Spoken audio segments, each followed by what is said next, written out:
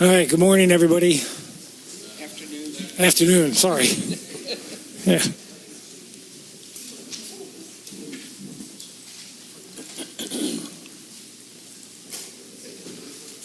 All right, I call this meeting to order. Please join me in the Pledge of Allegiance.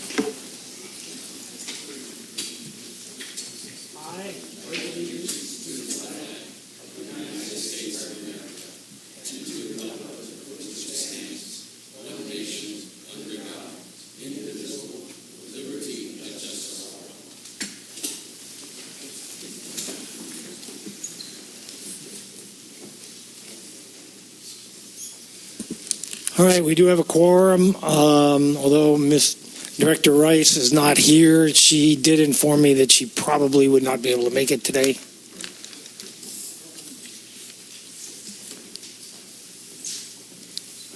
Can we have a report from closed session from Mr. Carmel?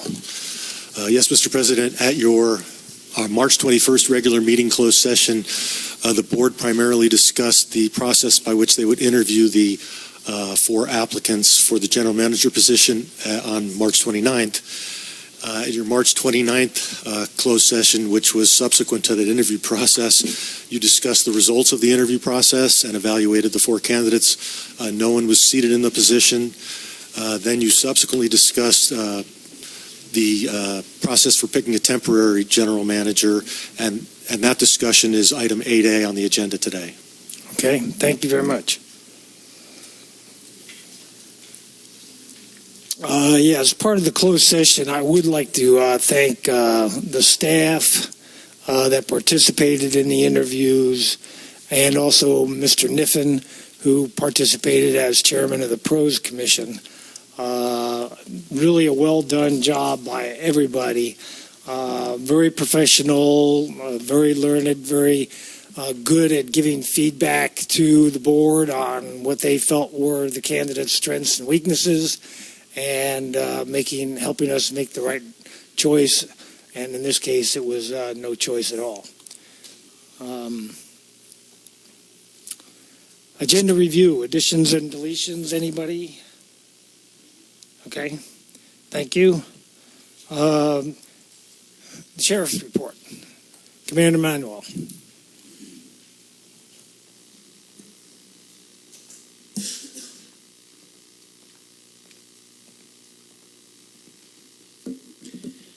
Good afternoon. Am I on? You can hear me okay? Good afternoon, Michael Manueli, Commander, Sheriff's Coast Station. You called me up here quickly. Today I want you to note just that I am wearing a black mourning band across my badge. It is a memorial to CHP Officer Sergeant Steve Lycon, who was killed this past Saturday in the line of duty down in the Lake Elsinore area. The report I have this month is for March. Calls for service, 361. Compared to Avila Beach, 103. Cayucas, 132. Cambria, I just gave you Cambria's. Los Osos, 620. And San Simeon, 57. That's up approximately 44% from last year at 250 calls for service. We generated 40 reports from those calls for service. Again, that was also up 66%, which raised my eyebrow. I took a quick look at both the calls for service and the reports, and I couldn't identify anything in particular that was causing a rise in those numbers. It looked like our calls for service regarding disturbances had gone up significantly. 911 calls had gone up, and requests from other agencies had gone up. None of those really indicating why or any particular trend. The reports, just some more documentation was done, and then several other categories had gone up a little bit. But again, no trends were identified. For the month, we didn't have any assaults or batteries. We had 16 disturbances, which resulted in 4 separate reports. One subject threw a beer can at the victim, hit him in the leg. Another one was a dispute over whose fault it was for running over a surfboard that was laying down in a parking lot. And then there was a violation of a court order. We had 4 calls for burglaries. 3 of those resulted in reports. One of them was rather heavily covered in the media. A victim returned home, found a subject in his garage with a can of tuna. He said, "What are you doing?" He says, "I need a can of tuna." The victim, quite sharp, captured the person's license plate. We later found that vehicle. We ended up in a pursuit. He headed north out of the county. We discontinued due to safety concerns. He turned around and came back towards us, came back into our county. We pursued him into the San Simeon area where he got away from us. The victim later determined that he had been in the house and many items were stolen. Some of them were recovered from the car, which was also stolen out of Washington. We also had an employee who was intoxicated, stole some money at one of our local businesses. The subject was ultimately arrested. And then some arborist climbing equipment was stolen out of a commercial vehicle. Let's see, we had 4 calls for service regarding thefts. 3 of those resulted in reports, items stolen from an unlocked vehicle. Another case, a victim did not know where it occurred, but they had items stolen out of a vehicle. Then we had checks that were cashed fraudulently. We believe it was related to an incident that took place back in January where he had checks stolen out of his mailbox. So they stole the checks, got the routing number and the checking account number, and were able to use those for, I think, almost $500. No vandalism, no mail theft. We had a couple of calls regarding phone scams, one of them calling and saying this is Social Security Administration, and then the other one was a PG&E scam. We're going to shut off your power if you don't pay us money. Again, no loss in either case, and just these scammers try to get you to make immediate decisions. Don't feel pressured. You're the person in control, and take care of the situation when you think it's appropriate. There were 11 calls regarding suspicious circumstances. One of those calls we received was subjects parked at the gas pumps for 2 hours. Deputies arrived on scene. One of them was cited for drug-related charges. The other person was arrested for drug-related charges. And that's the report on statistics. This past week, we welcomed 6 new deputies. They will be entering the orientation and training phase, and hopefully in about 6 months, we will have them out on patrol in our county. And that's my report for the month. Thank you. Vice President Farmer. Yes, thank you. I just wanted to comment. I just was listening to a program on the radio, and apparently this week is Crime Victims' Rights Week. Yes. And so it was being discussed that the number of crimes are going up, and that even though some crimes have been downgraded from felonies to misdemeanors, there's now more property crime taking place. So I just thought I would mention that's one of the things they were highlighting. Yeah, I would agree with that.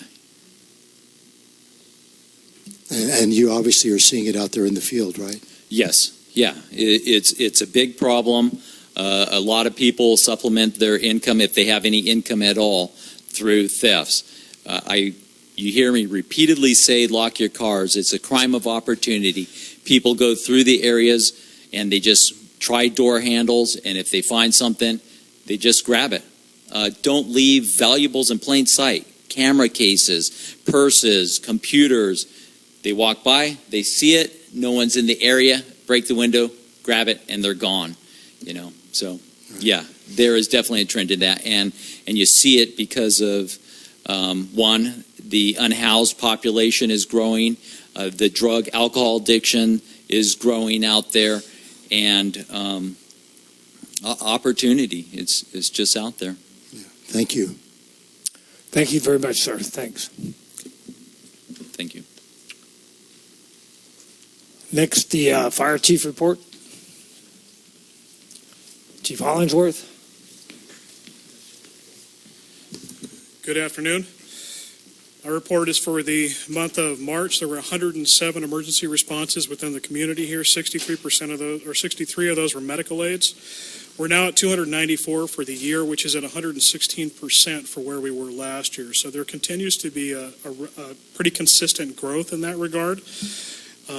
One of the limiting factors, or one of the things that's affecting some of the response, if you haven't been fully aware, that there has been some staffing changes on the Cambria Community Healthcare side, where the second ambulance is not always being staffed either at night or sometimes there has been a little bit of a lag there. They're working very diligently on staffing issues and getting that up. But one of the benefits to you in the community is that with our agency being advanced life support as well, is that you still maintain paramedic coverage here, which is critical, especially when you're looking at something where greater than 60% of what we do is medical related. So I just want to thank you for supporting that program. We continue in around the 87% service to local versus non-local people that come and visit our area. Over the last month, there's been a number of classes that have occurred, and this is all part of the succession planning, which we are a big proponent of. We've had 2 people finish 2 of the classes in the series of the Fire Marshal, and these are courses and certifications that are all identified by the state fire marshal. So anybody that wants to promote in the fire service has to go through this process, and we've been able to get some through classes there. One of the key areas for us is bringing our personnel up to the position where they can act out of class as necessary, either in the position of engineer, the person who actually drives and operates the apparatus, or acting in the position of officer.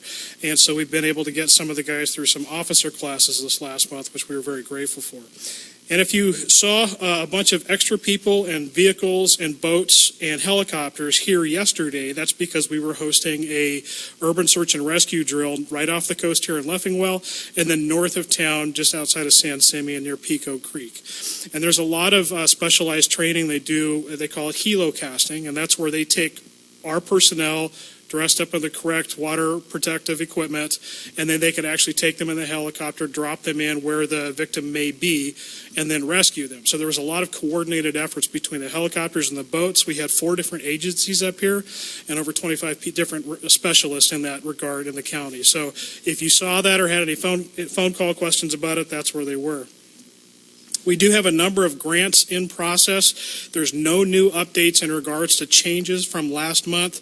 The 2 grants that are coming up most quickly are going to be due this next week, and we're working on finalizing that stuff right now, and we're going to be meeting tomorrow and then again Monday as necessary, and everything will officially be in the mail, and it'll be in somebody else's hands to evaluate.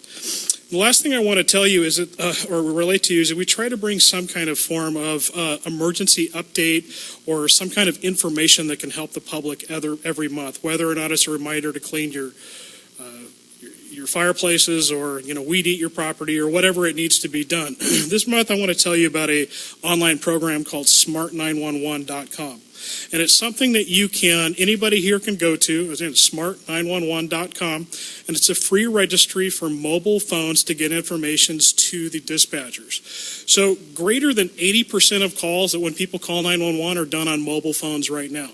If I call from my home, a whole bunch of information automatically comes up on their computer screen when I call. It has my name, address, pertinent information. So even if I call and fall over, they'll know who to send and where to send them. That doesn't necessarily translate to cell phone calling on 911. Now you can register your phone for reverse 911 with the Sheriff's Department, which is very helpful, but it's very limited on data. If you were to go to this site, you could create a profile, put in your information, and everything from your name, contact number, address, number of people in the home, where the utilities are in the home, pets, medical history, emergency contacts, everything auto-populates a standard system in their dispatch center. So if you were to call on 911 on your mobile phone, they could get that information and be better suited to help you. So I would just encourage everybody to take the opportunity. It takes about 5 minutes to get registered that way. You can modify the profile and update things as necessary, but we think it's a pretty good thing to pursue. So I'm over to you for any questions. Any questions at all? Yes. Actually, isn't so much a question to the chief as it is. I have not seen information like that on the website. Would it be possible to have that information put on the CCSD website? Because I think that kind of information dispersed to the community is invaluable. You mean the smart911.com? Sure, we can put something on there. Absolutely. And that just recently came to everybody's knowledge in a meeting, and that's why I'm sharing it with you now. Oh, great. Be very happy to get that information to you. Thank you. Great. Thank you, Chief. Pros Commission Chairman, Mr. Niffen. Steve Niffen, Pros Commission Chairman. I don't really have much of a report unless you had questions, but I did want to make a couple of comments and pontificate for a moment, if I may. But when Dave called me the other day and said, "Hey, do you want to be on the interview board?" I said, "Absolutely not." I said, "But do you need me to?" And he said, "Yeah, we do." And I said, "Then I would be more than happy to." And I want you to know that that's my, MO, that I can't ask to want to be on something, and yet there's a desire to serve. And I have a quote on my wall that was on Ben Boer's. It was a George Bernard Shaw thing that basically says that I'm a member of the community. It's my obligation to do for it whatever I can. And so as we get in these times, I was very impressed by the group that I was allowed to be part of. I thought there would be more people there in that group. I didn't realize I was the only kind of outsider, but I was impressed by the conversation. And I don't know how government works in that fact, but I kind of walked away was like, man, they ought to have more of those, because I felt like there was great communications and stuff. And so I just wanted to make that comment. Thank you for allowing me. And if you need me to do it again, I would. I've got, 5 hours to waste on a Friday some other time. So that being said, in regards to Park and Rec, the thing I guess we would have to comment on is the last meeting was kind of consumed by the homelessness situation thing, which my comment to that is I don't want that to be a Parks and Recs discussion. I'm happy to participate in that conversation in some other venue than Parks and Rec. Like we said, we would prefer to buy swing sets and trash cans for the dog park than trying to make sociological heavy decisions, which is interesting because I'm following all of it and I'm happy to participate in it. And to say at this point, we feel like we had about 20 grand in the pros budget there somewhere, and it's kind of been consumed with the cleaning up of the homeless situation and Carlos's need for whatever it was. And we are happy to participate in that. There's no complaint. We're just kind of letting you know that we're getting set back another year, and 20 grand. It's not going to buy the swing sets, but it was going to be the seed money to kind of getting going in the next thing. So we're behind, but that's less of an issue than the rest of us have in regards to that situation in this town. That's kind of minimal, because we do need to keep that corridor of the park piece of the creek clean, and that seems to be the focus of a lot of the activity. There you go. I've talked enough. Any questions? Thank you very much. Right sir. on. Thank you. Appreciate it. I just want to make a comment. I don't recall whose idea it was to have Steve be here every first meeting of the month to give the pros presentation. But I want to thank that person, whoever it was, because thank you, Steve. Steve just kind of livens up the day. All right, thank you. We're now to public comment. And I ask you, please, to keep yourself to 3 minutes. I'll put on the timer for you. We're going to start with Mr. Kelvin Jones, followed by Mr. Walt Andrus.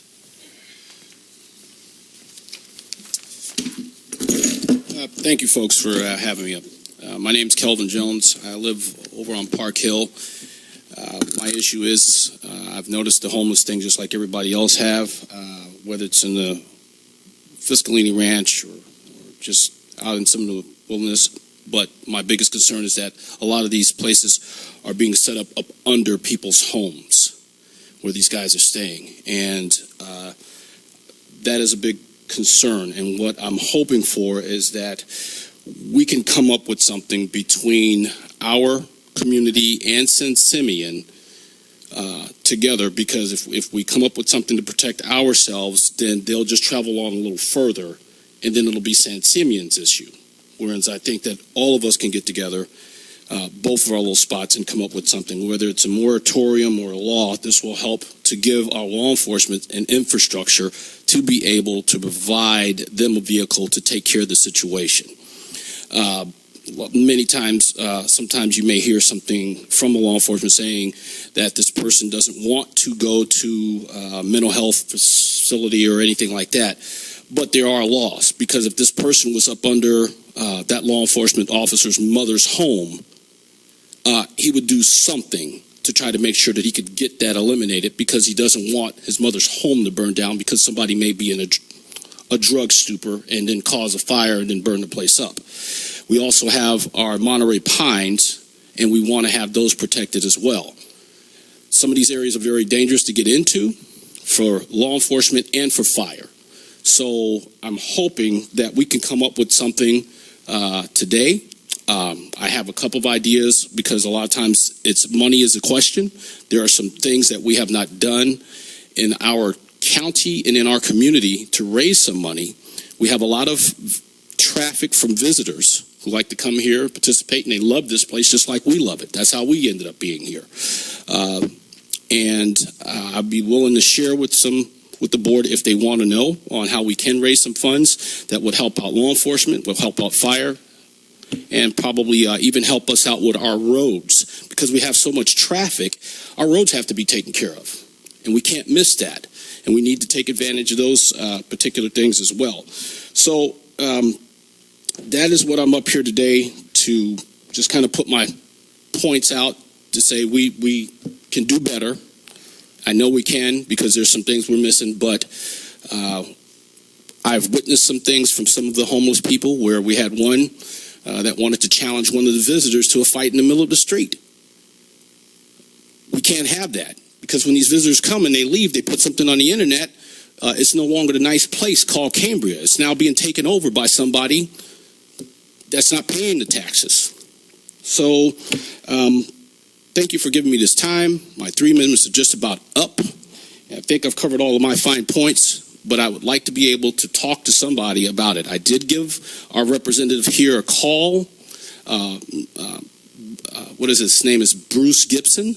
I don't know if he's here today, or anybody from his office. I thought he was supposed to be here today, or somebody from his office, but I did have a conversation with them last week, and I was hoping they'd be here today so I could kind of at least show some points to things.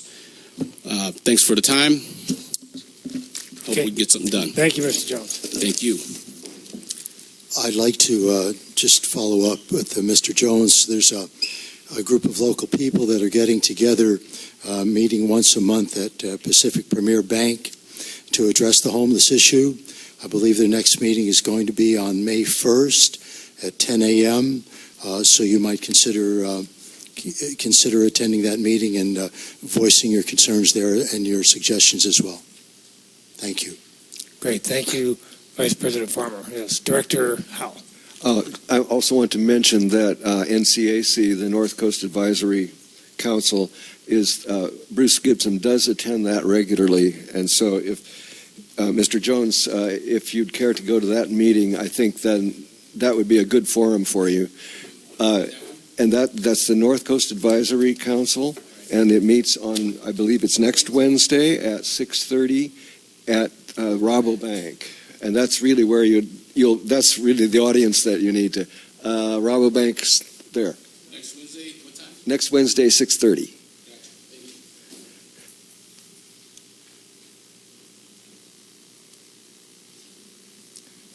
All right, Mr. Andrus.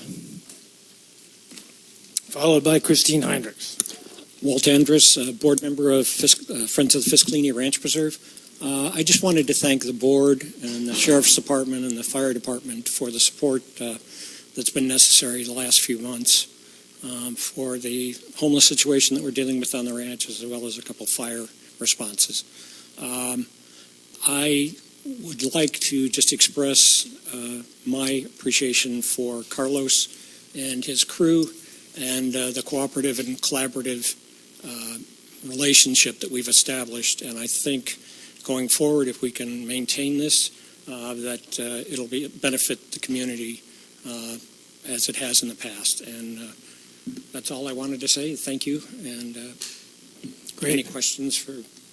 Thank you. Any questions, comments from anybody? Nope. Thank you, sir. Christine Heinrichs.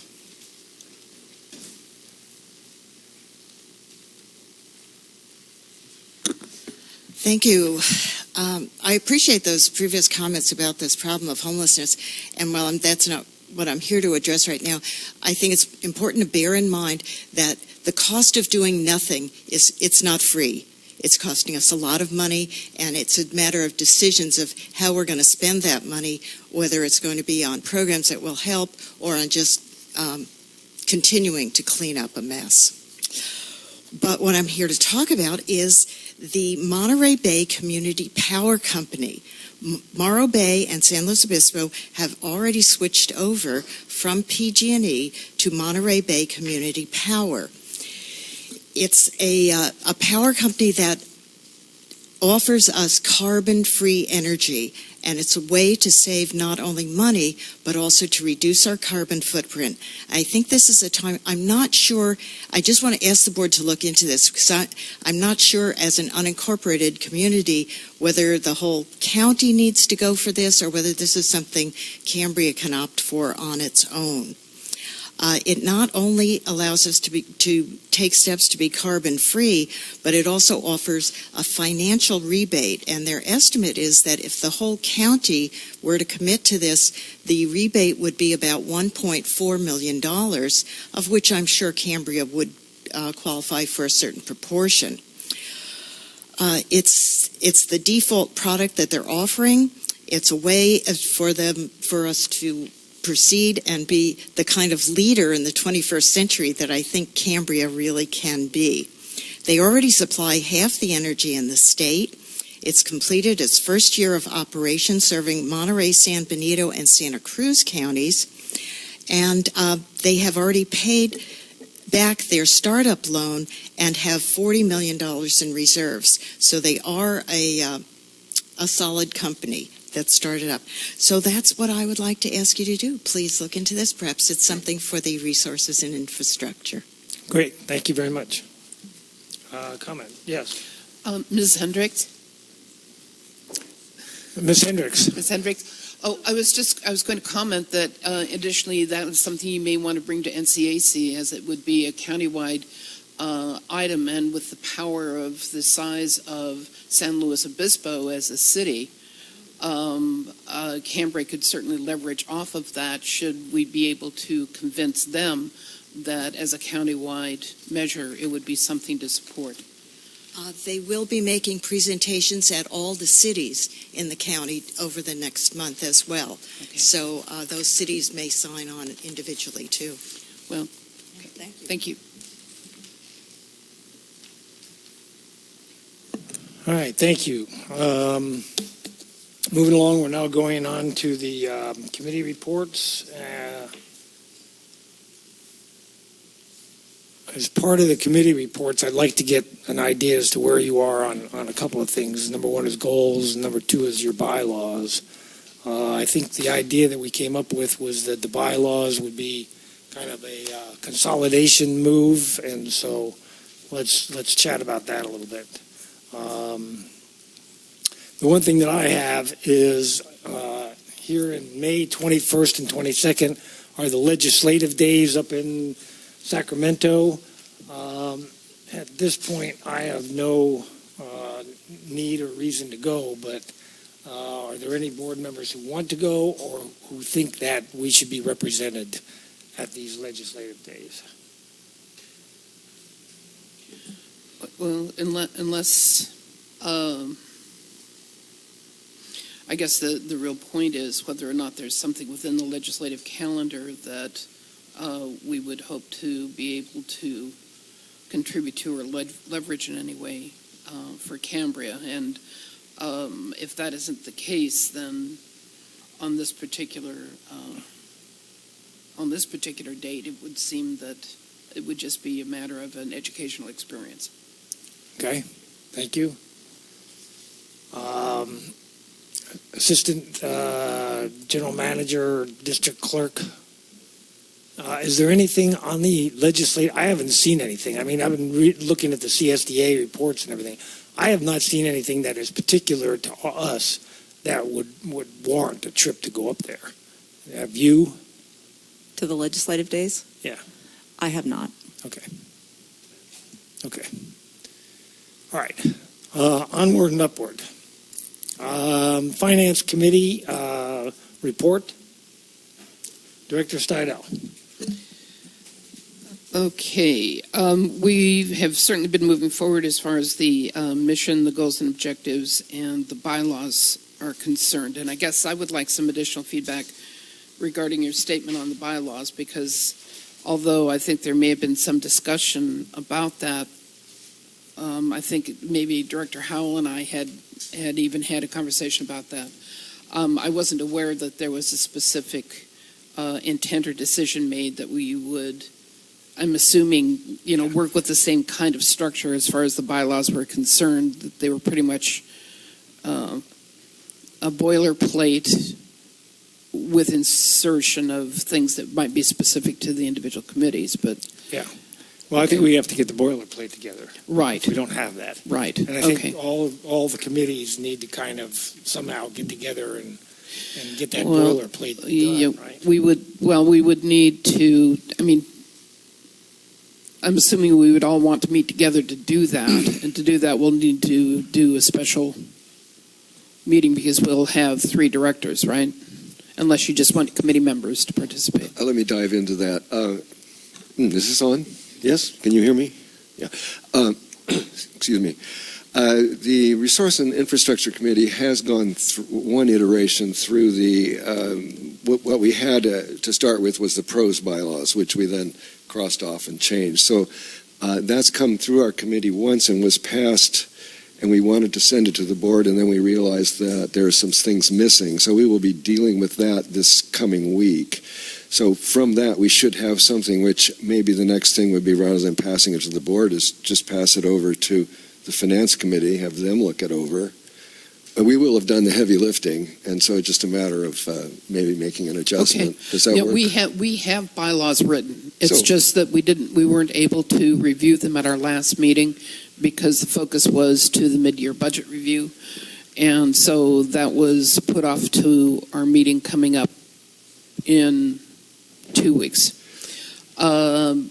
And you'll be meeting next week, so Yes. that actually the timing on that is good. Yes, that would at least be a starting point for us to be able to take a look at. Yeah, that'll be Okay. grist for your mill, and then you can go Right. forward from that, Right. if that's Yeah, agreeable. because I'm expecting to review the bylaws at our meeting coming up in 2 weeks. I think Okay. you'll find there's probably not a lot of difference. One thing which we haven't included in ours yet was any kind of statement of purpose or mission, because that we wanted to consider as a separate issue.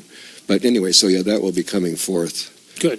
That sounds like a good Okay, plan. that being said, and with us, all of us here now, I guess I was wondering, it occurred to me that the idea of replicating the mission statement within the bylaws wasn't necessarily an appropriate place for it, and I just wanted to get some feedback on how the rest of you felt about that. I don't know. Yeah, I think the bylaws don't need the mission. It's a statement. standalone document, and okay. So as far as the mission statement, we have reviewed our mission statement already, but what we had wanted to do was to be able to validate that against our goals and objectives to make sure that we had everything covered. So we did review our goals and objectives at our last meeting. There were a couple of suggestions in terms of some enhancements that a couple of the members would like to see. So it's gone back for rework and will be reviewed again in the 2 weeks meeting coming up. I'm expecting that we'll be close enough that we may have a tweak here or there, but I think we'll be pretty much there as far as the goals and objectives are concerned.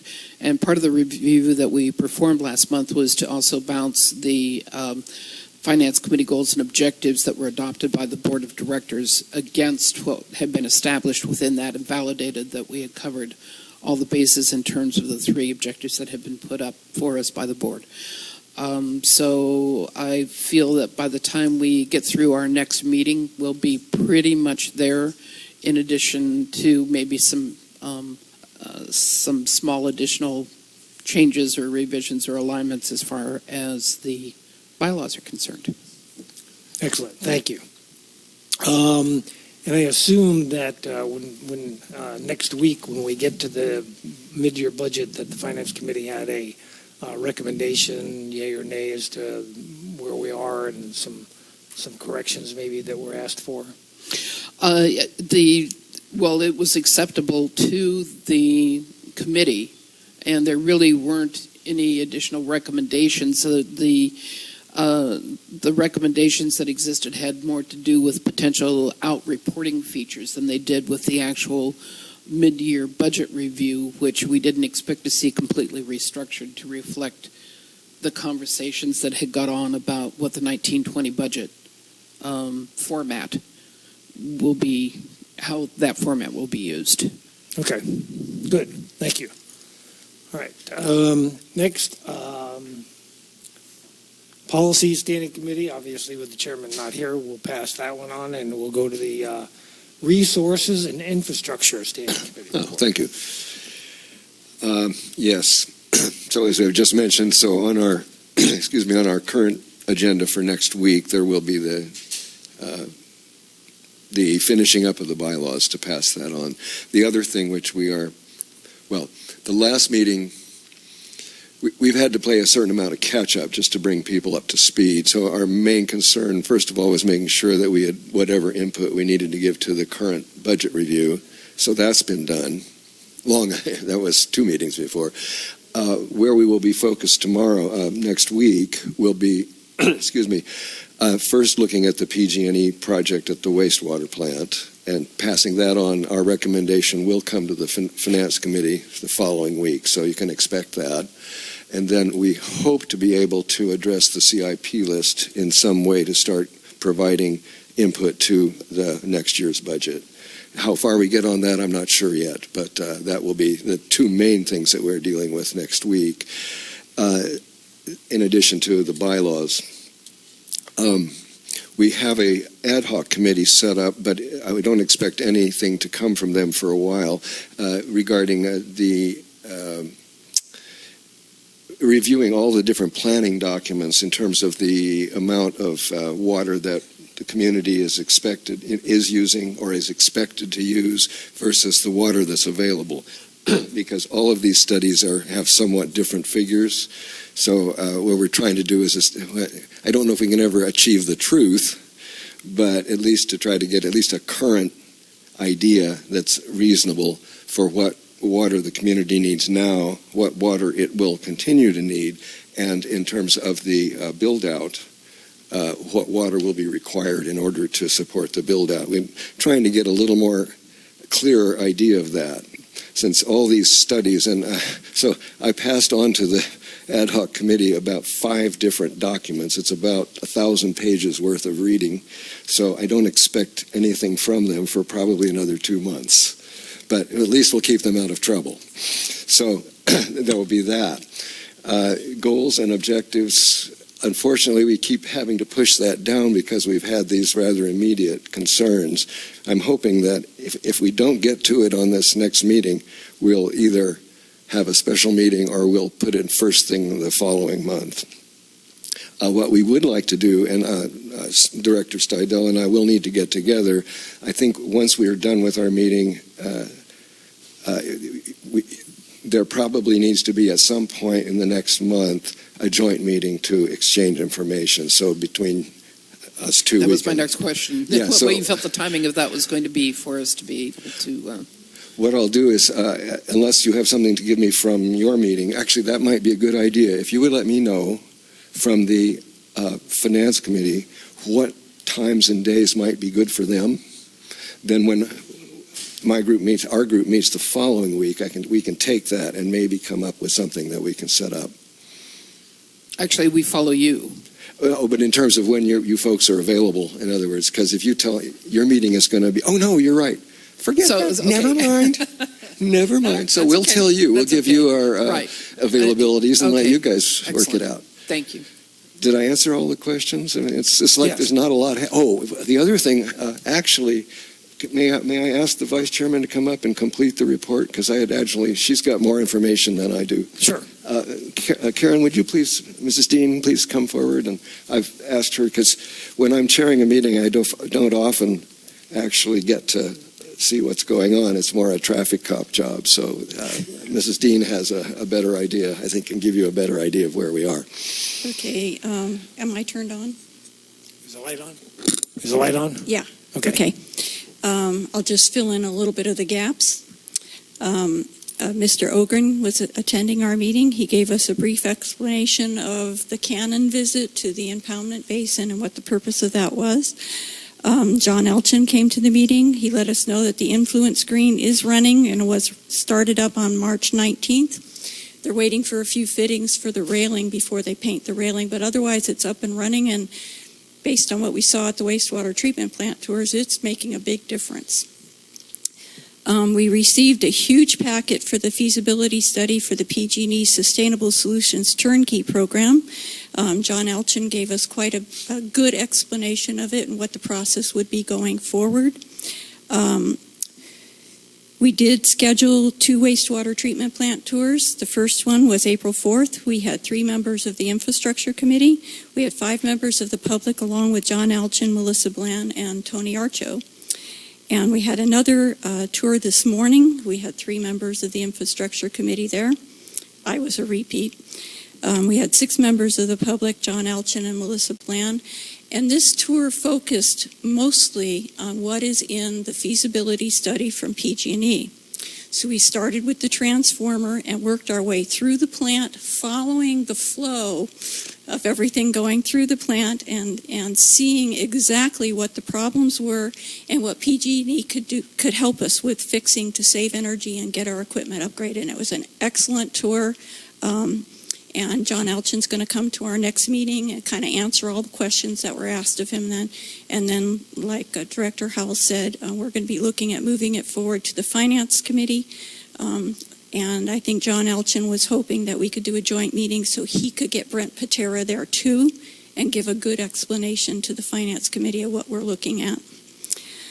We did work on the bylaws. Like Director Howell said, we forgot a couple of things. So we're going to add those, and we'll be passing that on. The ad hoc committee on water demand management and offset measures met this morning.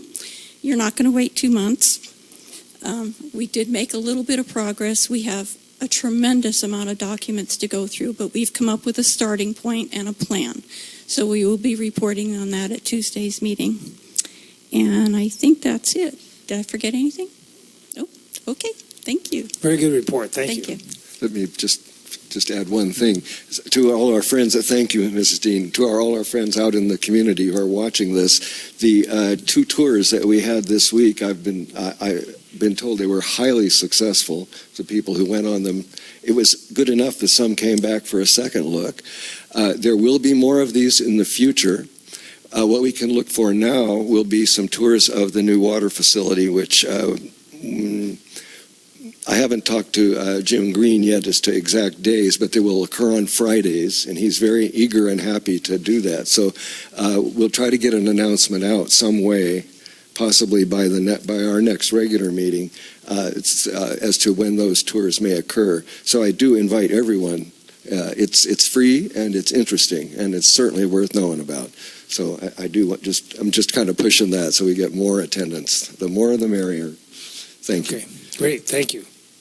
Yes, Director. So I just wanted to follow with Director Howell on the idea of the turnkey program information coming to the Finance Committee, and Ms. Dean's comment about the idea of a joint meeting with R&I, PG&E, and Finance Committee, I think is excellent, and need to make an effort to make sure that the Finance Committee has a chance to go out and do that tour also, so that they can be up at the same communication level in terms of information as many of the R&I folks will be, I'm sure. So you and I need to get together and have a conversation about the practicality of when that can happen and what the timing needs to be on it. Okay. Yes, let's do that today if we can. Okay. Yeah. All right, very good. Thank you. Other liaison reports. Vice President Farmer, you want to start us off? This isn't necessarily a liaison report. It's more of a question to Director Howell. He was just talking about the ad hoc committee that has been organized to take a look at water needs and water use in the community now and into build-out. I'm just quoting you, and into build-out. That's kind of a tenuous set of circumstances right there. How do you probably can't even answer this, but how does this committee tend to address that issue? Oh, thank you for asking. By build-out, I'm referring specifically to the build-out reduction plan. So we're talking about a certain known number of additional connections, which would be what the current waiting list, and then we have some multifamily, and then there are a few others floating around. But it's a what shall I say? It's a known number. If we can establish that number, then we can ask the question, how much water do we need if we reach that number? Does that help at all? Or we're still kind of amorphous, I realize. So how much more water would the district have to come up with, is what you're saying? Yes. To meet build-out? Yes. Okay. All right. I guess I could go on more, so we'll just let this one go. Thank you.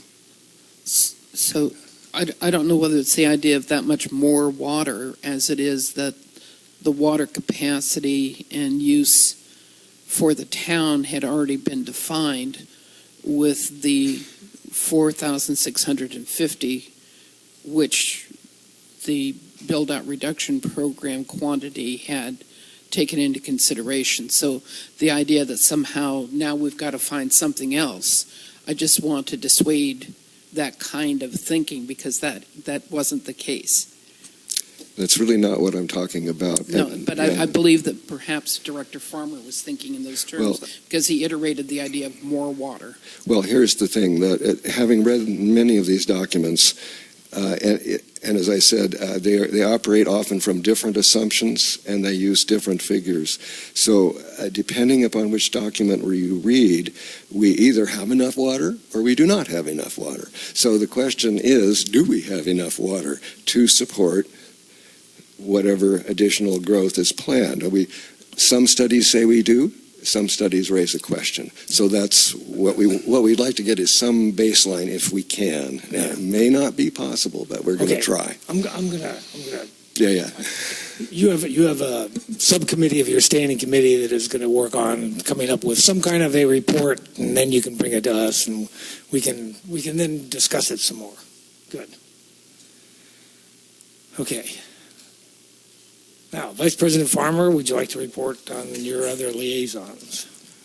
Well, actually, if I'm not mistaken, with regard to reporting on the last FFRP meeting that I attended, I believe I gave a report on that at the last meeting. And not unlike the meeting last night of the Forest Committee, much of the time was about addressing the homeless issue, especially with regard to what's happening on the Fiscalini Ranch. And it just seems to, and Carlos Mendoza attended the meeting last night in sport coat and tie, and was very, how could you say, once again, very knowledgeable and authentic with regard to describing how the district is addressing the issue of the homeless encampments that they're finding on the ranch. And of course, there's something being found out in the community as well. So that was the major discussion. And I would have to say that, we also briefly discussed this fungus. I know this is going to sound like, well, why are you even bringing this up, Harry? But since I did bring it up at the meeting, and it was a front page item on the Tribune on Sunday, that there is a fungus that Miss Christine Heinrich is quite knowledgeable, and she read the entire article, which I wasn't able to, that there's a fungus that is spreading all over the planet. It's almost like being in some kind of science fiction movie, and people are dying from this, and then like the room that they might have been in a hospital has to be totally destroyed because this fungus just moves everywhere. So those were the highlights of last evening's meeting, and there we are.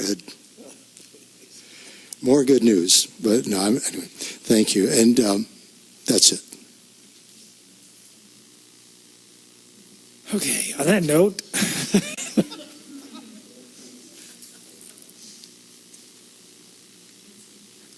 yes, Director Howard. An NCAC report? Yes, go ahead. I'll keep it short. This is from the 20th, so this is the public comment was largely regarding potholes, things because we'd been having the rain, so a number of potholes and flooding along certain areas of the road. This were brought up because some of the county public works folks were there. Arlen Singwald gave a report regarding the mods to the agriculture worker housing program, and it was determined that that really certainly doesn't affect anyone within the town limits, although some of the folks on Santa Rosa Creek Road have some interest there. He alluded to the tiny homes ordinance. I was hoping that he would give us a little more information, but the main thing there is that it will be out in a month or two for review. And at that point, I think we can make I have some interest there because it may affect our usage of water, depending upon what the restrictions are on that. Excuse me.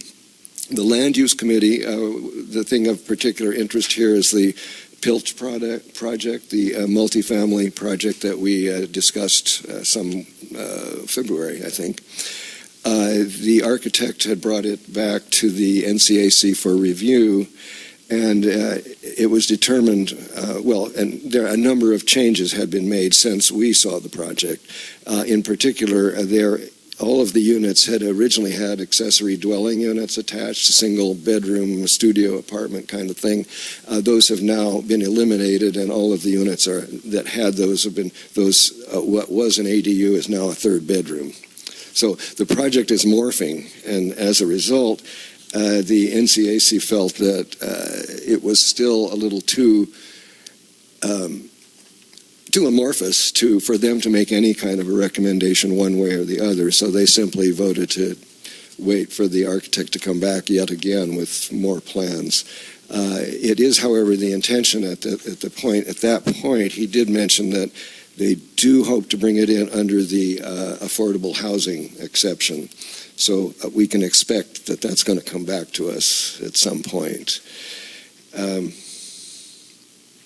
The environmental report, just one item of interest there is that a significant decline in monarch butterfly population over the last couple of years has been occurring. So we really are seeing a serious decline there, along with everything else.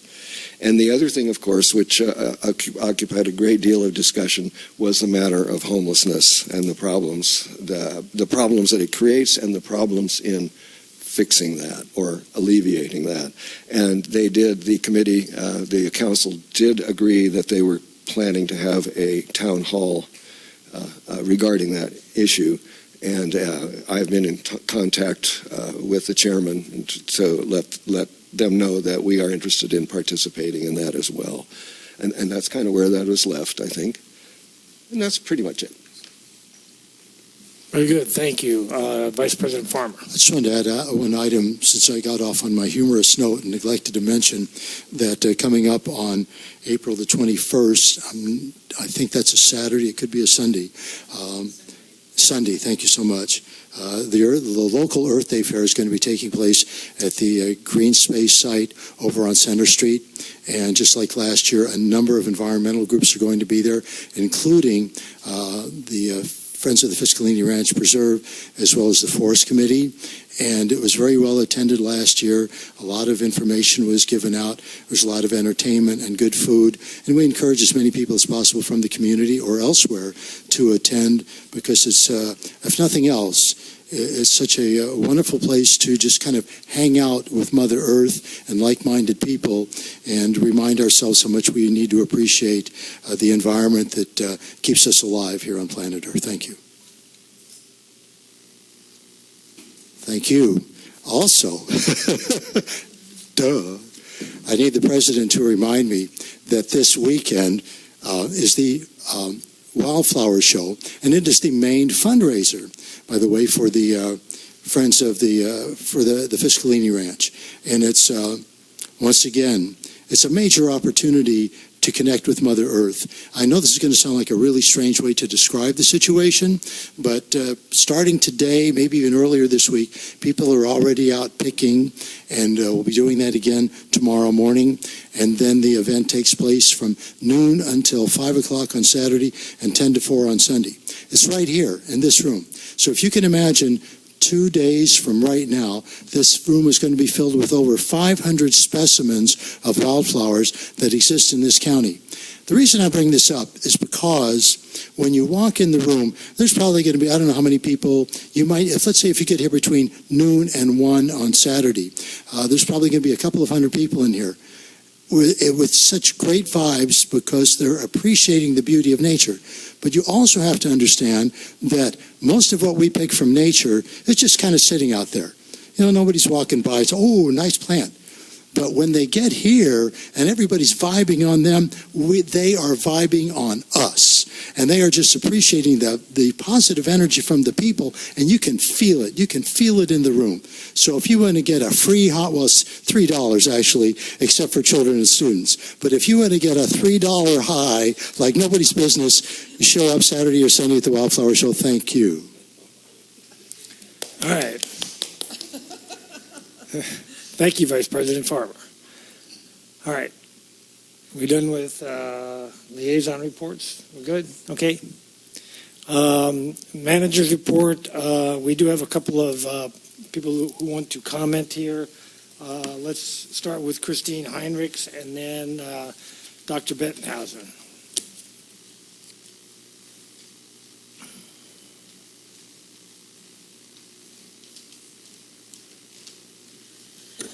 I just have a couple of questions that I am looking forward to hearing more about. The 4 1-inch monitoring wells, who are the experts who advised the board to do this? What are they monitoring? How does this address the lawsuit? If I could hear more about that, that would help. Thank you.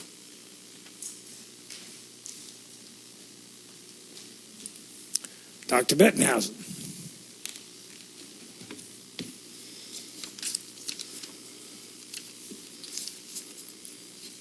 Thank you very much, Mr. President. I thank Ms. Heinrichs because she just asked one of my questions. I'd really like to know who the experts are and some elaboration of what happened. I think as a community member, I feel that my maxim is the more information, the better.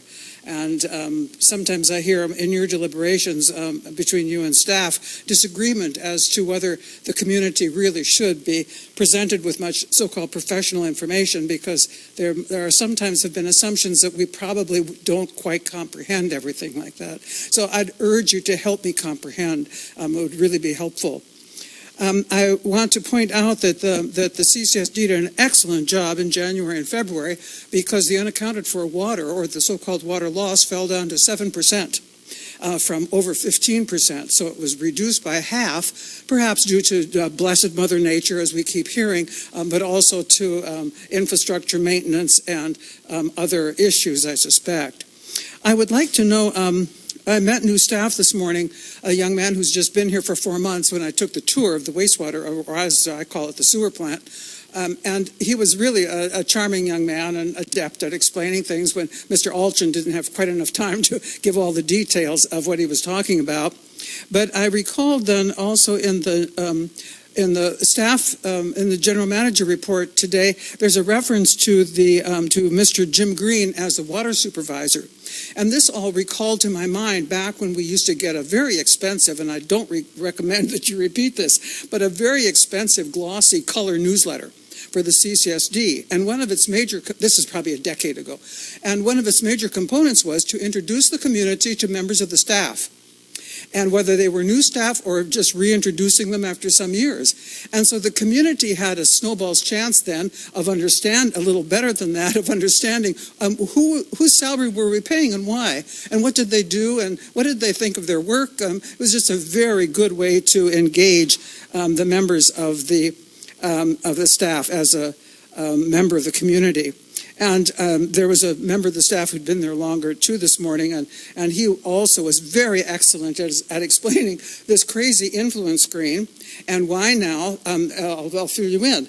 Every single day, members of the sewer staff, wastewater treatment plant staff, have to go up there and empty out the crap from a garbage pail.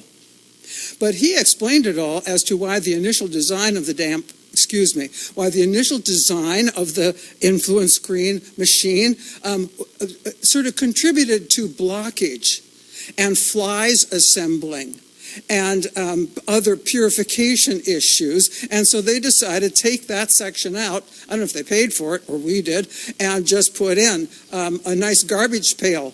And then they can be emptied out every day. And since they have to purify the machine every day anyhow, it's not much extra work. So it was good talking with staff, and I urge you, board, to figure out how in the world you could do the same according to your bylaws. Thank you.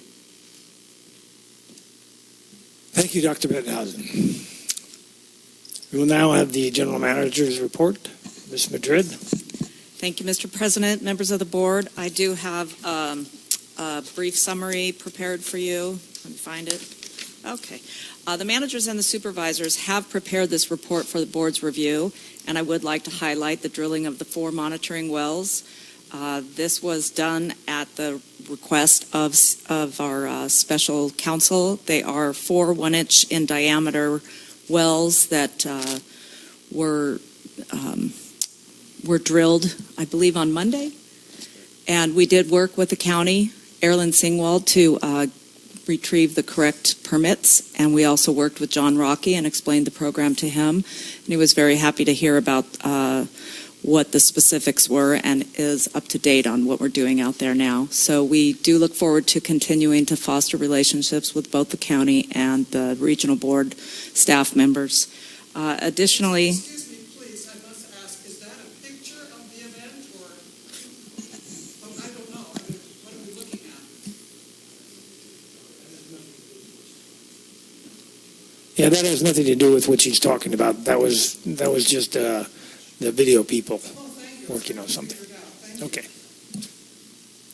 and with that, that's all I have to report, unless you have some specific questions. Okay, specific questions? Anyone? No? Do you have anything later on the fire hydrant bandit? I could elaborate on the fire hydrant. I haven't heard back from the Sheriff's Department, but we did discover a person who had hooked up a hose to one of the fire hydrants, and this was done without permission or authorization from CSD. And he was stopped from doing it, but if members of the public do see somebody doing that, we don't, we would respond and take care of it. We did report it to the Sheriff's Department, and they are pursuing it. Very good. That kind of action could have contributed to our 15% in the month of March. Yes. We don't know how much he extracted because we don't know how long he had been doing it. And whether that was the only hydrant that he had done it to. Right. Correct. Yeah. Excuse me, sir, 15% was November, December, not March. Okay. Thank you. Thank you for the clarity. All right. Anybody else? Vice President Farmer. No,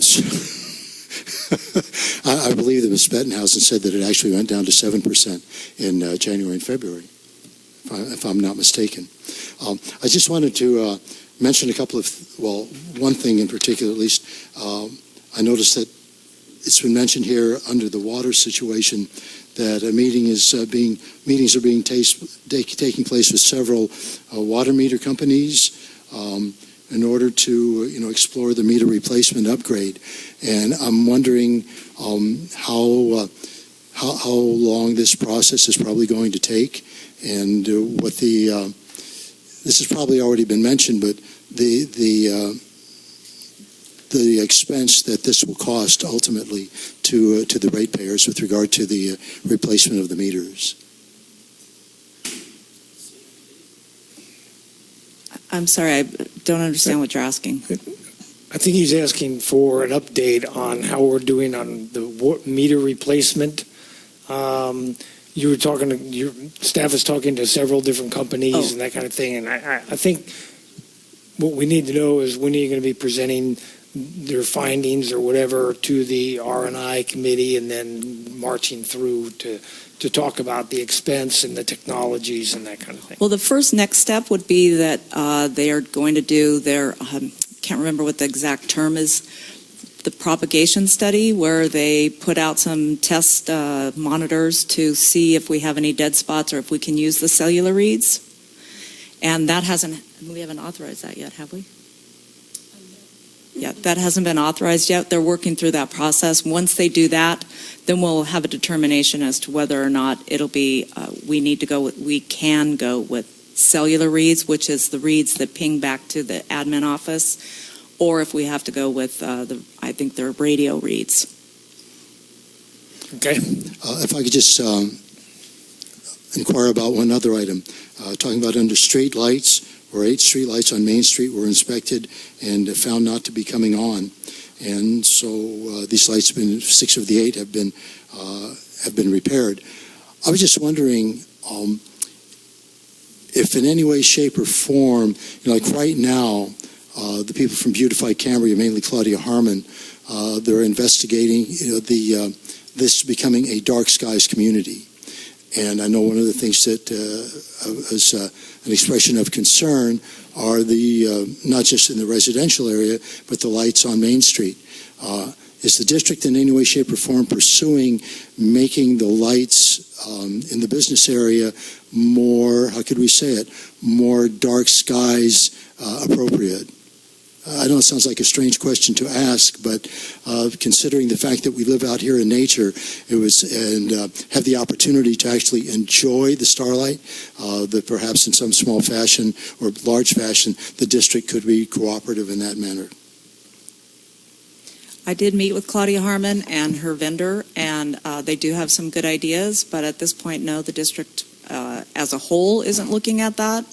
But there were some various options that were discussed, such as can we turn the lights off at night? Does it cause a true safety hazard if you have them off? Are there parking concerns, walking concerns, that kind of stuff with it turned off? So we would have to explore those concerns. Okay, thank you. All right, anything else on the general manager's report? No? All right, financial manager's report. Thank you, President Pearson and members of the board. My finance report is for the month of March. Oh, sorry, can you not hear me? Can you hear me? There you go.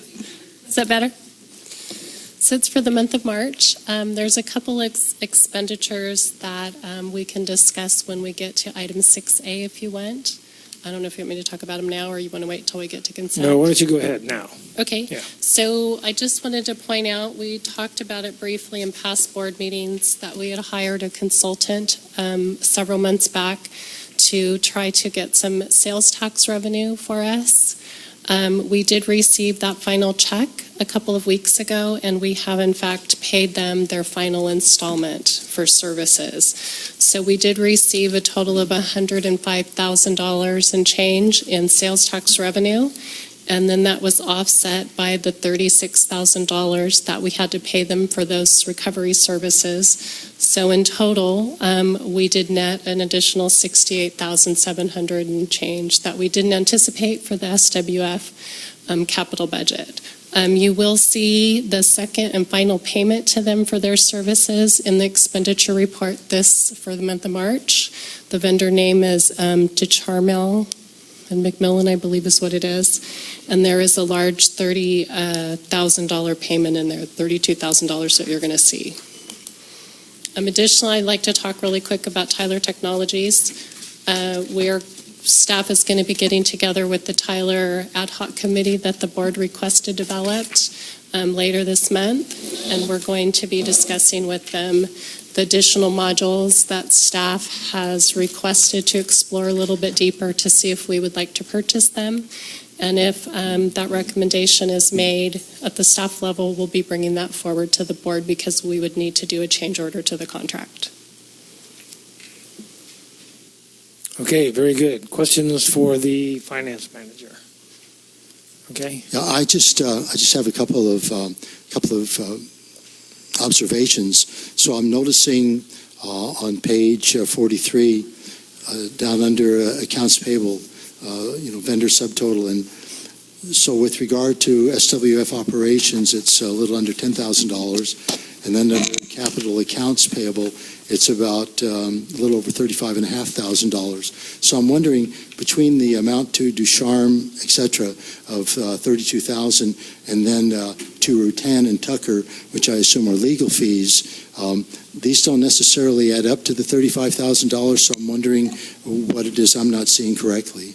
There is one other vendor. There was 3 separate vendors that made up that amount. I can look for you while we're taking public comment or something, if you'd like.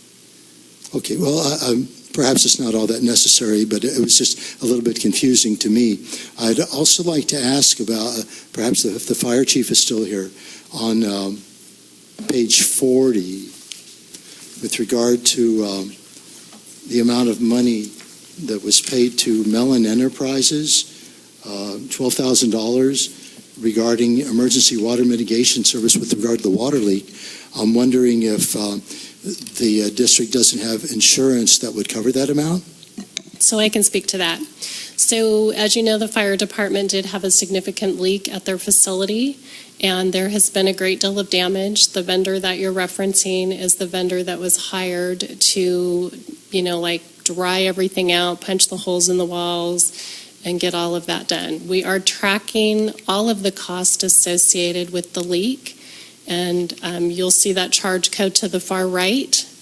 That charge code will be analyzed at the end when all of the repairs are made and all the expenses are processed, and we will be submitting that as a whole to our insurance company. So it's our way to recover it. So when you see the final budget numbers for the fire department in that particular line item, hopefully we will have been able to submit all of our, reimbursement and have received that from the insurance company, and we'll just see the net. Hopefully we're only out the $1,000 deductible. Thank you. Yes, Chief. Did you have any further questions about that or clarification on cost? No, I just want to make sure that all the cost incurred so far it was all preliminary work. The actual repair work is going to be significantly more, and we're still getting bids on that. Okay. Just so you know. Well, I think Ms. Duffield answered it, all we needed to know. So if I could just ask bring up one more thing. My apologies for taking a little bit more time here. But I noticed, there's an item on page 37 with regard to, under the third item under First Bank Card, about training and lodging for, excuse me, I need to get the title correct, Assistant General Manager, but I think it's something different now, Ms. Madrid and Ms. Bland from the engineering. And so lodging and training was, $1,100. And I was going to ask, well, where did that take place? But then I noticed on page 7 of the General Manager's report, this took place on April 3rd in Pismo Beach. So I'm just asking for clarification, because there's people out there in the community that are going to look at this and say, well, they went to Pismo Beach and they had to stay over. And so what did these costs entail, and what actually happened? Is that okay if I ask this? Sure. Thank you. No, that's not correct, though. We didn't go to Pismo Beach and stay over. We went down to the Palm Springs area. I think it's called Indian Wells. Oh, okay. And well, it says Pismo Beach. That's what I was wondering. Why did they have to stay overnight if they're just going to Pismo Beach? But okay. No, and Melissa and I did both go, and we were able to lodge together and drive together, so we were able to reduce some expenses by utilizing that process. And it was a conference that was, I want to say it was 2 or 3 days. Okay, so we don't know who wrote this, but it said Pismo Beach for 1 day, and it was actually Palm Desert for 2 or 3 days. So I'm just saying, no big deal. But I mean, Yeah. Well, I think we're talking about 2 different training events. well, it says LCW Consortium Training, and then That's what it says here, Okay. LCW training. So that's the confusion, is the consortium training is a feature that's offered by LCW that gives us 8 half days of training for all of our staff, which is for about $3,600 a year. That is specifically related mostly to managers and supervisors, and district council can also go, and that provides us with updated ongoing training for HR reasons. The conference itself is more geared toward general managers and HR managers or HR individuals who are handling the HR processes for the organization. So one is one item and one is the other. So the conference is what you're seeing the lodging costs for, but the consortium is the day's training. So there was a day's training in Pismo Beach that was for a day that some people were attending. Okay. But they're two different dates. All right, so just out of curiosity, did I overlook, or is it mentioned in here where it seems like I'm taking time for something that's not really essential since we've got so much more to talk about. But I'm just curious as to, is that item, the 3-day training, is that also mentioned in here in the general manager's report? It was when we went, which I want to say was either in January or February. Oh, okay. But it was in that staff report, yes. Okay. Thank you, and my apologies for taking time. No problem. All right, thank you. Moving on to the consent agenda, we have 2 people who would like to speak on that.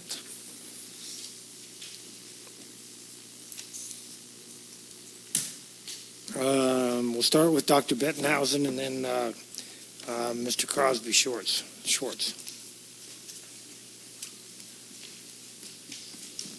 Thank you, Mr. President. I'd like to thank the finance manager for clarifying the $32,000 return on the a cost on the 100-plus return on sales tax. I think there were also listings in the expenditures for February and March meetings of about $4,000 for this same company. So perhaps a double check on that might be clarifying of how much money we actually certainly did make. And I want to ask another question about the expenditures. I'm curious, when we hire somebody to come out and look at the emergency water supply project, or SWF as it's now called by some, when we hire somebody to do something there, a consultant, what budget line does that come from? And especially when we are hiring a specialist to come out and take a look for reasons related to the lawsuit, is there a new accounting line for that lawsuit expenditure? So that when the lawsuit is ended, approximately after Ivanka ends her second term, will we have then a record of the finances that are involved in the lawsuit and should be reimbursed to us, certainly from CDM Smith, because we'll certainly win that lawsuit? I'm being a little silly, but not quite. Because once again, we have allegations being made about lawsuit expenditures for us, but we don't have documentation. So I'd really like to hear at the next meeting, not today necessarily, an explanation of how track is being kept of the costs of the lawsuit in all regards, including whatever costs we are paying councils, our own special district council, or additional persons so hired thereunto to be of assistance to him. Thank you very much. Thank you. Good points. Crosby Schwartz. Good afternoon, President Pearson, members of the board, and staff. I have a comment on item 6C, which is the fire hazard fuel reduction program. Incidentally, this is a good program, and it needs to be moved along as quickly as possible. I just had a suggestion that on the master list of APN parcels that are covered by this program, that it would be great if you could add some kind of an indication, a footnote or an asterisk or something that would indicate which parcels are actually owned by the CCSD. It makes a little bit of a difference about how you approach the treatment of this, who you send the notices to, our facilities and resources manager has to know which parcels are owned by the CCSD and so forth. I talked to Chief Hollingsworth just before the meeting, and he said they're already in the process of doing this, so my comment is probably no longer needed, but I just wanted to pass that along. Thank you. Thank you. All right, I'll now entertain a motion to approve the consent agenda. I would move to. Thank you. I move to accept the consent agenda as stated in items 6A through E. I'll second that. Second. All right, any discussion? Okay, can we have a roll call vote, please? Director Stidel? Yes. Vice President Farmer? Yes. Director Howe? Yes. President Pearson? Yes. All right, on to item number 7, hearings and appeals. Ms. Madrid, do you want to introduce this one, or is this Mr. Carmel? I'd like to hand it over to the finance manager. She's prepared for this item. Great. Thank you, President and members of the board. Item 7A is for your discussion and consideration to fix the water and wastewater standby or availability charges, which will be put on the tax roll for fiscal year 2019-2020. This is an annual process that we need to go through. So our recommendation is that you receive the staff report and review the attached financial report on water and wastewater standby and availability charges, that you open a public hearing, that you take public testimony. We close the public hearing, have discussions, and make appropriate findings on and adopt the resolution establishing the water and wastewater standby or availability charges for the fiscal year 1920. Our anticipated revenues for that program is, for water, we anticipate around $176,000 annually, and wastewater $114,000. We utilize these revenues to offset capital and major maintenance project expenditures. We do have a follow-up hearing on May 9th, and we will be noticing all the parcels affected by this item prior to that date. Okay, very good. I will open the hearing at this time. Is there any comment from the public or anything? Comments? Okay, close the hearing and discussion. Any discussion? No. Yes. Yes, Vice President Farmer. Seems like I'm taking way too much time. I just want, and this is going to sound like a very silly question, but for a layperson out there like myself who doesn't know what wastewater and water and wastewater standby or availability charges are, can we have an explanation of what that is? Oh, that's a good idea.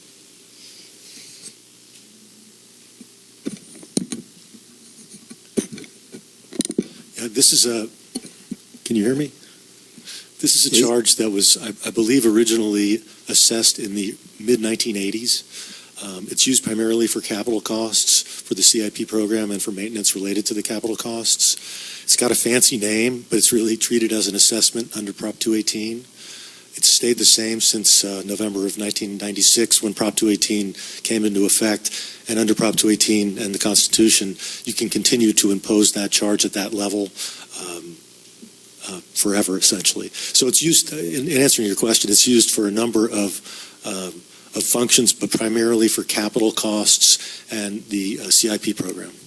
And it's a critical element of funding for the district. We're lucky.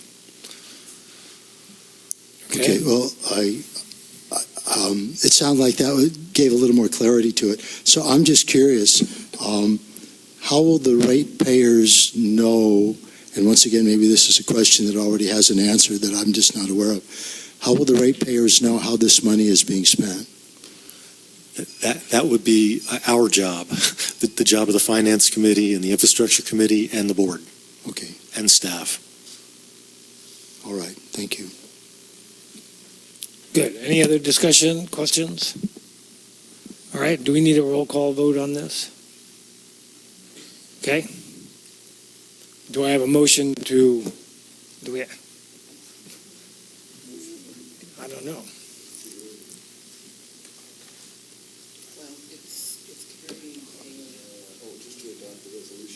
I think.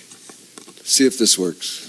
If I move to adopt Resolution 12-2019, establishing water and wastewater standby or availability charges for fiscal year 2019-2020.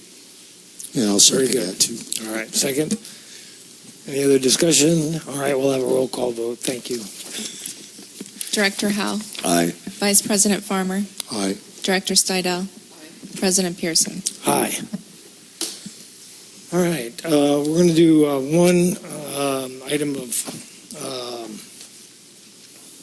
regular business that needs to get done today.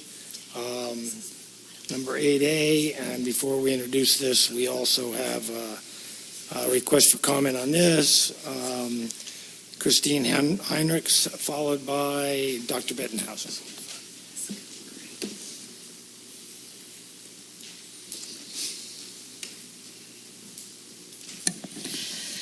Thank you. I'd like to thank Mr. Ogren for being willing to continue to serve in this temporary role. The suggested changes in the district's organization are interesting. They attempt to address continuing organizational problems in the district, which is welcome. I appreciate Mr. Ogren's expertise in organization and in finance. I'll not mention the incompetence of the previous general manager and how long the previous board tolerated it. I'd also like to encourage the board to continue its search for a permanent general manager. It's unfortunate but not unusual for the first search efforts to disappoint. Please continue your search for the best general manager for Cambria in the 21st century. Cambria offers so much. A lot has gone wrong, giving a new general manager an opportunity to shine. I was reviewing other local community experiences and recalled Watsonville. The town had a horrible, disgusting swamp. It was full of toxic chemicals. It stank. The right person came along and saw this as an opportunity to make a difference. They now have a marsh wetland over 800 acres that is home to 220 species of birds and 7 miles of hiking trails that attract both tourists and locals. They call it the Prozac Walk because it's so peaceful. So we can't be discouraged at our plight or the fact that the right person hasn't shown up yet. You are in the position of making a big difference in Cambria as you lead the community in a more environmentally responsible and financially sound path. Thank you for your service. Power on. Thank you. Thank you. Maybe we ought to call Watsonville.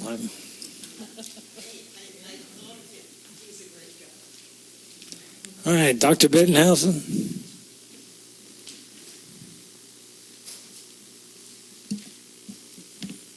Thank you, Mr. President. I too would like to thank Mr. Ogren for giving evidence of the capacity of an consultant at the moment to develop a fantastic outline. Clarity beyond belief. I do have a few questions, however, of course, because my clarity standard is pretty silly. My first question is, what is the meaning of the dotted line in the new board setup? I didn't see an asterisk or any footnote or anything, so I'd like to know the meaning of the dotted line. Why is it not a solid line? And what is the difference between the meaning of a solid and a dotted? And I would like to know why in this dotted line now that is added between the district council and the general manager. So long as I've been here, about 17 years, it's the district council has been responsible to the board directly, but not also to the general manager. So I'm curious about the rationale for that. There is also another major shift of what the second graders know how to call quadrilaterals or rectangles, and between the alleged current staff picture and the new one. And that is that if you look at the new proposal, all of a sudden, facilities and resources are under administration, whereas in the previous one, they were a whole separate category. And that is a major shift for which no rationale is given whatsoever in the otherwise good explanation. So I am totally unconvinced by the wisdom and would love to hear the board's discussion if you in any manner take action on this proposal for the change in the board, even though, as Mr. Ogren has made quite clear, you have no legal authority to do so. But let's blur the lines a little bit, friends, and talk about what this district needs. There is a key assumption in this whole report, and I just want to point it out. The key assumption is that the best metaphor for describing how staff works in the district is chain of command. Now, the commander-in-chief of our chain of command, you all know, I won't have to name him, but that is a military image with a certain understanding of authority and power subordinated as you go down the chain. Is this the best way to think about the CCSD in terms of staff arrangements? I want to point out one problem with it in these documents.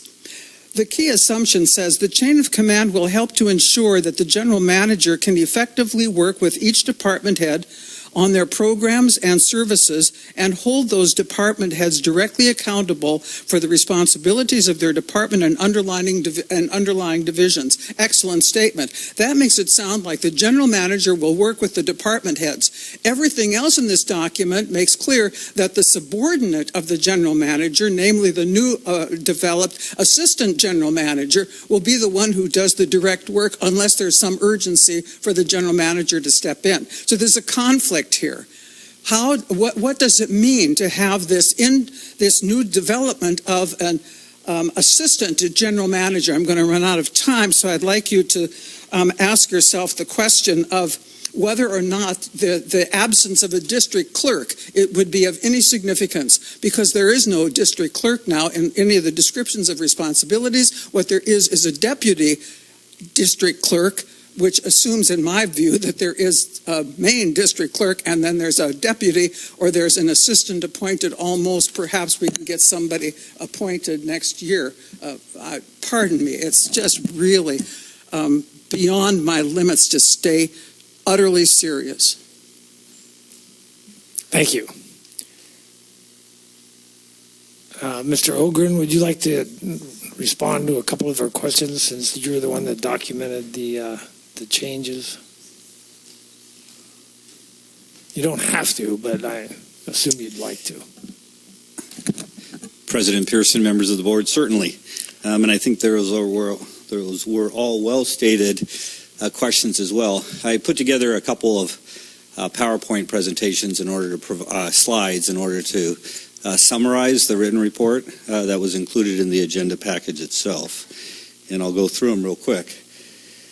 This is the current organization chart, and without dwelling on it too much, one of my observations was that through a general manager and then the administrative services officer, all of the formal lines of communication and that chain of command went through the administrative services officer and then to the general manager. And that was one of the things that I identified real upfront that was where there's room for improvement in order to make sure that the staff and the individuals within the department or within the agency, within CCSD, that not everything was just funneled through the ASO, that the overall breadth of responsibilities in that position seemed too broad to me. And this is then the organization chart that I've proposed.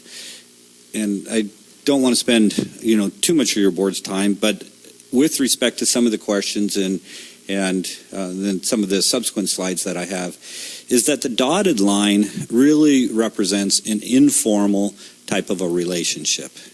That chains of commands and the formal relationships are especially important in organizational charts.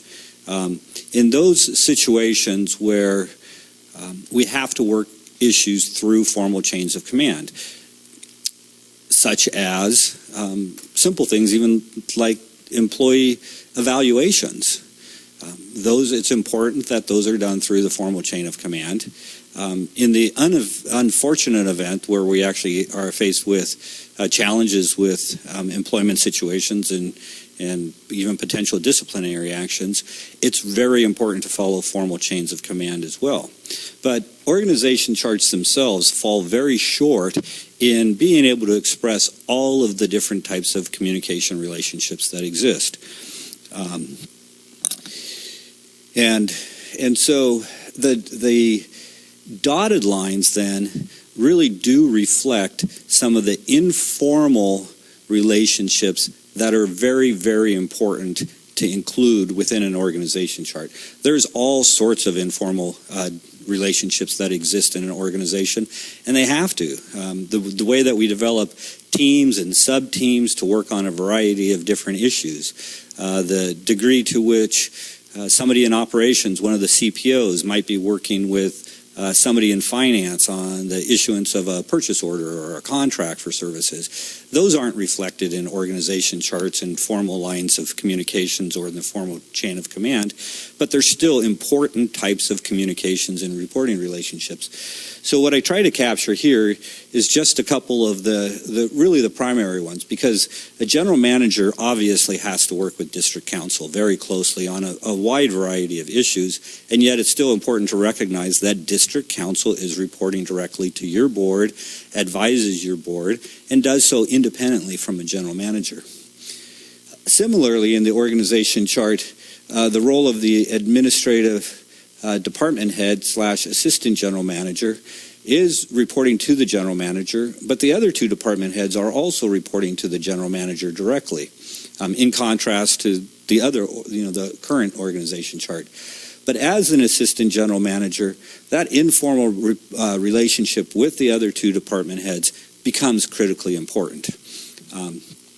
Part of this approach, where there's three department heads really, and these particular dash lines and informal reporting relationships are about the organization itself and the teamwork within what's going on internally to CCSD staff, because I believe that the general manager needs to be working a lot more with the external organizations, with the communities, with the resource agencies, with your board, and then it's the relationship between the general manager and the assistant general manager where the work is then coordinated.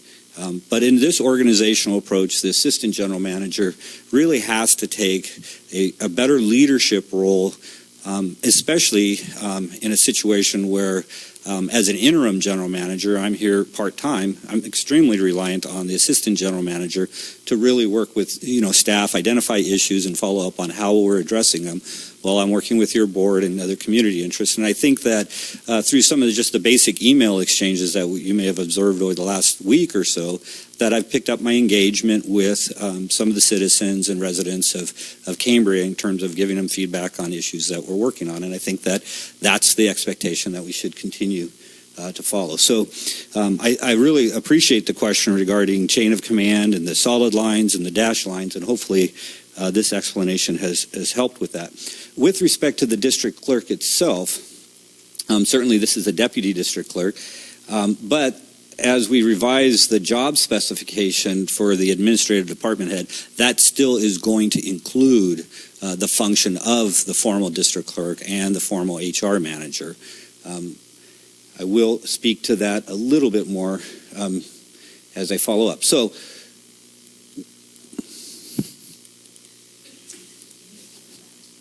to the back, there we go.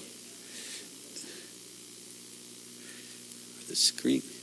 Oh, darn it. I did two of them instead of just one. I really wanted that second one to have an emphasis. So, three department head approach. And the idea is those are the major personnel units. The question about the facilities, Carlos's department, what we look at in the original organization chart is that Carlos, it was reporting to the individual that Carlos is still going to continue to report to, even though there's a change in the organization chart. The focus here is on the larger personnel units and the three department heads. And so even though facilities in some respects could fit under different departments, part of it is balancing workloads between the departments, And part of it is just maintaining that existing reporting relationship without moving things too much around. I did give some additional thought because, Carlos is obviously responsible for a lot, the open space, but facilities like this as well. If there was a situation where facilities was separately managed and Carlos's responsibilities were more only open space or fire prevention types of measures, then in that other type of scenario, there might make more sense to have Carlos's department reporting underneath the fire chief. But Carlos's responsibilities include facilities maintenance right now. And so that's a good example where it's a relatively smaller department and there is some ability to, move it underneath the different larger departments. And the recommendation is simply maintain the existing reporting lines of responsibilities. And a lot of the challenges that Carlos really has is fundings and resources, which really get to budgets and administrative department types of issues. But the 3-department head approach reflects primary personnel units. And then a theme right now, and a significant one, is the focus on quality control measures. And the fact that I believe that the 3 department heads have got to have the primary responsibilities for quality control. And I don't want to, the community, your board and staff knows much more about the history of what went on over the last several years and what went right and what went wrong. And I don't want to dwell into that, but the reason why I'm focusing on quality control right now is I do know enough of the history of Cambria that the community was talking about water resources literally for decades. When I was consulting back in the 1990s, I was on a team that was proposing to work for Cambria. And then the drought comes and the decision and the need to implement the emergency project it was a huge endeavor for the community. And no matter what, the priorities are going to change. And it's just not surprising that slips in quality control occurred. Now, how tight the wheels were and prior to the implementation of the emergency project, I don't know. I can't speak to that. And, it's almost not even worth speaking to.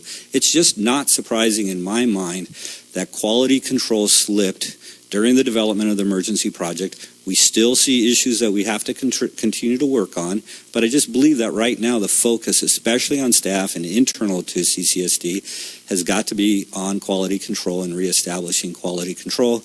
And in the written report, I went into some details or observations and whatnot in terms of some of the bigger challenges and the varieties that, again, it's part of it. It's validating what I've been hearing from the community as well.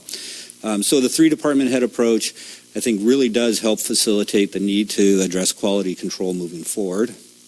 And then specifically with respect to the changes in the compensation then, with the 3 different department heads being of an equal pay. We are in a world today that talks about the importance of equal pay.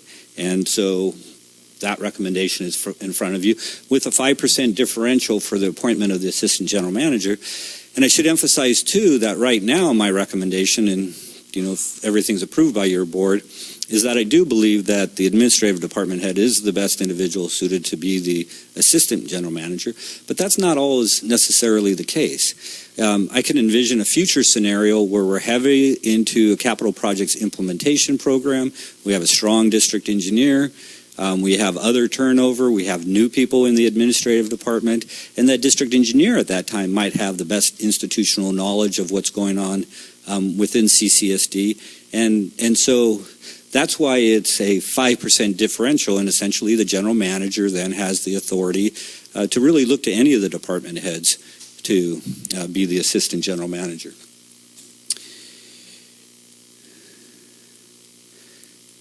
I bet you it's a battery issue. Aim toward the back. All right. Differential for confidential employees. The one that we have right now is the deputy clerk does HR functions. We have HR personnel policies that are very important for confidentiality that are being in development right now.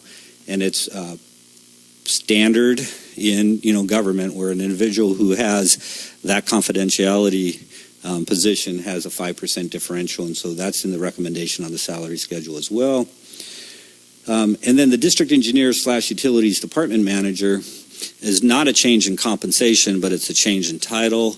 We've employed a district engineer, somebody with a professional engineer's license. We anticipate that that's still going to be highly preferred moving forward.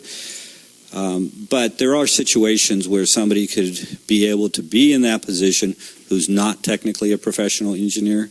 I also believe that in an organization like CCSD, where you have a lot of capable staff in the utilities and operational aspect, that the upward mobility and career progression of those individuals can be enhanced. Those are not recommendations for today. Recommendations or discussions for a future time. But if it has to be a professional engineer, we might not all select the right candidate, and we might limit our professional progression within CCSD. So that's a title change only, and we are again working on job spec on that particular position. And then lastly, I want to make the point that all of the recommendations and the details are consistent. We have consistency with our organizational goal 2.2, which was part of the January package. So what is that organizational goal 2.2? Staffing vacancies and overall staffing limitations within the detail that was in the January 3rd. Our goal is to make sure we fully assess staffing by the end of the year, the end of the calendar year. Today's discussion and recommendations really are about the managerial approach. Next up is the 2019-2020 budget. And in Proposition 218, there was operational positions for the collection system that were included in the Prop 218 analysis. So I anticipate that we'll be providing recommendations as part of the budget process to fill those support positions out in the field. And then also recommendations associated with the analyst career series, which are both the management analyst as well as the deputy clerk, where right now they're single level positions, and we see in a lot of organizations where it's like analyst 1, analyst 2, again, in order to be able to help with career progression. So those are recommendations that you can anticipate we'll be discussing with your board during the budget discussions. And then by December 31st, the remaining assessment of staffing, Monique and I and the managers have already gotten together with a lot of the staff members to talk about these 3 steps. In the Prop 218 report and funding, there was a discussion about a utilities manager. In my written report, I indicate that I'm not sure that I'm really sold on a utilities manager, but I recognize that there's a need within utilities and operations, and so having the dialogue with the CPOs and the utilities department on what their needs are and how we best make recommendations to your board are part of that bullet point. Fire department, we know that pursuing a SAFER grant again is going to be an issue. And then what other types of staffing issues do we want to address again by the end of the calendar year? I think that by doing it by the end of the calendar year and having good dialogue and finding out what makes sense to your board, then I would anticipate that those changes then would be incorporated in the 2020-21 budget. But essentially, the last step is for mid-year discussions with your board. Hopefully, I've answered the questions from both the public as well as given an overview of the written report and my recommendations. Be glad to answer any questions at this time. All right, and thank you. Any questions from the board? Okay. Thank you, Mr. Ogren. Vice President. This isn't necessarily a question, it's just more of a comment. Number one, I think folks were a little bit concerned about the, let's say, the position or the salary increase for our current Assistant General Manager. I'm sure most folks know that Mr. Ogren is only going to be working 24 hours a week. So Ms. Madrid, who filled in, I would say very capably as temporary general manager, is still going to be assuming a number of roles since our, I've forgotten the term that we're using, interim general manager is only going to be here basically 2 to 3 days a week. I also just want to mention one thing. In Mr. Ogren's report, just on page 121, I mean, I don't know if I need to read this, but I'm going to, and I realize, well, let's put it this way. To me, it was refreshing to read this particular paragraph because those of us that have lived in this community for a long time and those of us have felt a sense of such total dissatisfaction and frustration with the way things were being done. I'm assuming that Mr. Ogren wrote this, and I'm just going to read it. It'll take 1 minute, less.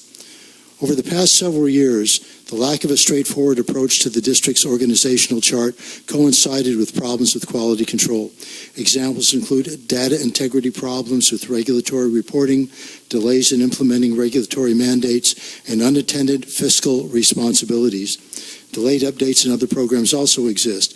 And so I just wanted to highlight this for the community that might be out there watching to understand the major transition that's taking place at this district, not with the changes on the board in the last 2 years, but the changes that are taking place with staff, especially with our interim general manager. And I just hope that people would have a bit more faith in the process. I don't necessarily agree with everything that's going on, and people know that, but it's certainly a lot better than it has been. And let's just be hopeful as we move forward. And I just want to mention one more thing. Someone suggested to me that they want to know, first off, they commented on, well, is the district going to continue to look for a permanent general manager? And when would that process begin to be initiated? And if it is going to take place, can we perhaps consider having members of the public, perhaps people who have been involved in processes such as this, be involved in the second job search that we're going to pursue? Thank you. All right, thank you. Any other comments or anything? I think we need a motion. Two different motions, I think. Yep, two. Yeah. Well, the first one is probably the adopting the agreement. Yeah, go ahead. So I'd like to put out a motion to adopt the Resolution 15-2019, amending the district salary schedule. Okay, do I have a second on that one? I'll second that. Okay, could we have a roll call vote, please? Director Stidel? Aye. Vice President Farmer? Aye. Director Howell? Aye. President Pearson? Aye. And now a motion on approving the amended employment agreement. Director Howell, you want to do that one? Okay. Let's see. I move that the Board of Directors approve an amended employment agreement with Paavo Ogren to serve as interim general manager. Okay, second. I'll second. Oh, I'm sorry, Harry. Okay, seconded by Director Stidel. A roll call vote, please. Director Howell? Aye. Director Stidel? Aye. Vice President Farmer? Aye. President Pearson? Aye. Any other discussion? Thank you, and we are adjourned to closed session. Thank you.